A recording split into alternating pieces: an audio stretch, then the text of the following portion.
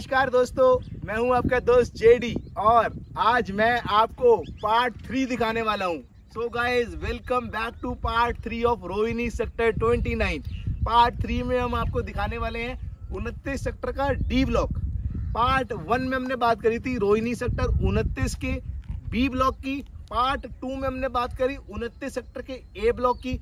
आज हम आपको पार्ट 3 में दिखाने वाले हैं 29 सेक्टर का डी ब्लॉक, जो कि completely investment point of view से है। गाइस मैं इस पॉइंट पर बहुत फोकस कर रहा हूं कि D block is only for investment point of view. ये मैं नहीं कह रहा, I will explain the logic behind this word कि this is the investment point of view. Guys make sure ये वीडियो आप पूरी देखें, और अगर अभी तक आपने मेरा चैनल सब्सक्राइब नहीं किया है तो जल्दी से सब्सक्राइब करके बेल आइकन दबाकर ऑल पर क्लिक करिए। और अगर आपको मेरी वीडियो अच्छी लगे तो इसे खूब सारा प्यार देकर ज्यादा से ज्यादा शेयर कीजिए। गाइस पहले हम 29 डी ब्लॉक के ब्रीफ के बारे में बात करें तो गाइस 29 डी ब्लॉक की जो अलॉटमेंट आई है वो 2012, 13, 14, 15 वाली अलॉटमेंट है, पुरानी अलॉटमेंट नहीं है। लेकिन जो 29 बी ब्लॉक और ए ब्लॉक की अलॉटमेंट है वो 2002, 3, 4, 5, 6 की अलॉटमेंट है।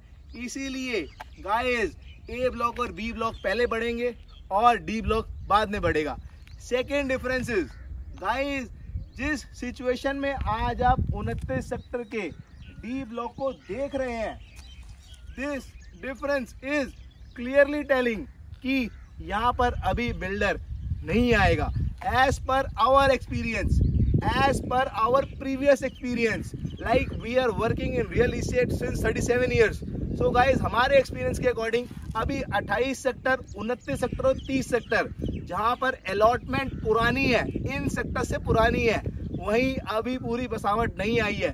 So how come in D block it could be a residence? So guys, this is the logic behind the 29 sector D block। लेकिन अगर आप लॉन्ग टर्म इन्वेस्टर हैं और यहाँ पर आज आप प्लॉट लेकर डालते हैं तो it could be a very good investment for longer time point of view.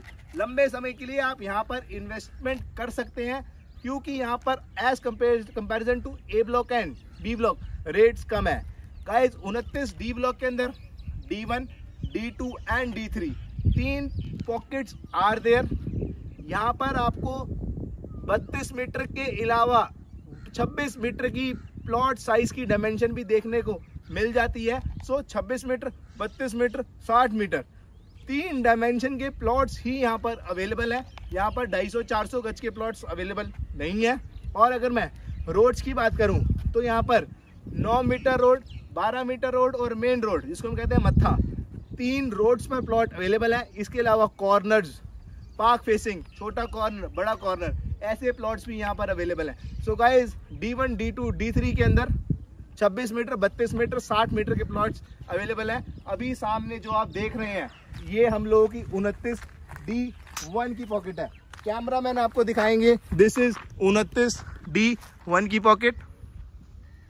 ये हम लोगों की 29 D1 की पॉकेट है। गाइस आप सिचुएशन देखिए, मेरी बात पर मत जाइए, आप सिचुएशन देखिए और अपने लॉजिकल माइंड से पूछिए कि क्या आज आप इतने घने जंगल के अंदर आके रह सकते हैं? जी नहीं, आप अगले 5 साल आकर भी यहाँ पर नहीं रह सकते। और अब हम इस डिवाइडिंग रोड, जो कि 24 मीटर की रोड है, से D1 से आपको लेके चल रहे हैं D2 की पॉकेट के अंदर।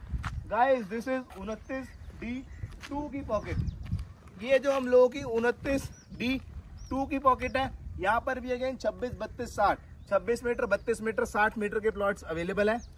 और 9 मीटर, 12 मीटर की रोड पे प्लॉट्स अवेलेबल हैं। Other than that Madhya available हैं, जो कि मेन रोड के प्लॉट्स हैं। Corners, non corners, park facing plots available हैं। गाइस D2 की पॉकेट D1 के बाद पड़ती है। D1 की पॉकेट 60 मीटर रोड की तरफ पड़ती है। वहां से हम थोड़ा सा अंदर आते हैं तो ये डिवाइडिंग रोड क्रॉस करने के बाद D2 की पॉकेट है, देन D3 की पॉकेट है। अगेन D3 के अंदर भी इसके पैरेलल उधर D3 की पॉकेट लाई करती है।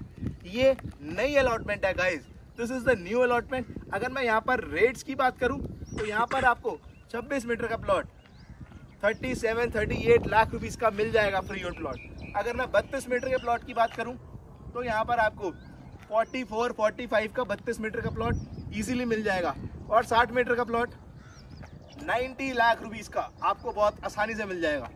गाइस D3 में रेट आज सबसे कम है, उससे ज्यादा D2 में, उससे ज्यादा D1 में। गाइस D1 इज मोर महंगा as compare to D2। D2 के बाद D2 महंगा है, D3 सस्ता है।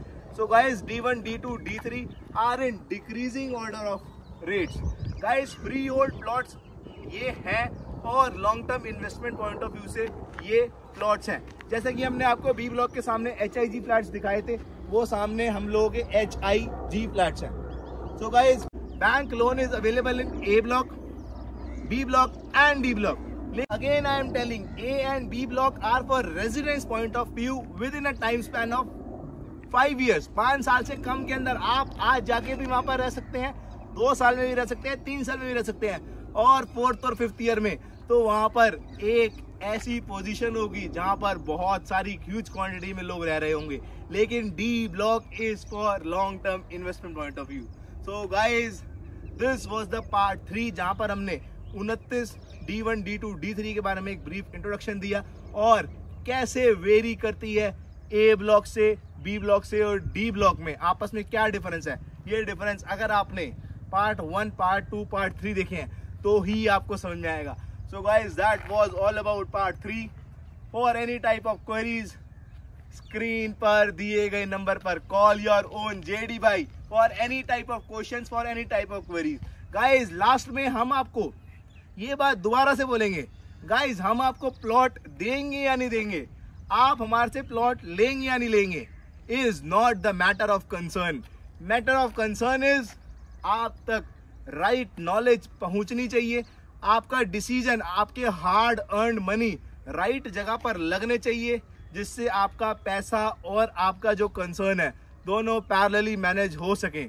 So guys thanks for watching my video. अगर अभी तक आपने मेरी वीडियो लाइक नहीं किया है, मेरे चैनल को सब्सक्राइब नहीं किया है, तो सब्सक्राइब करना, लाइक करना ना भूलें।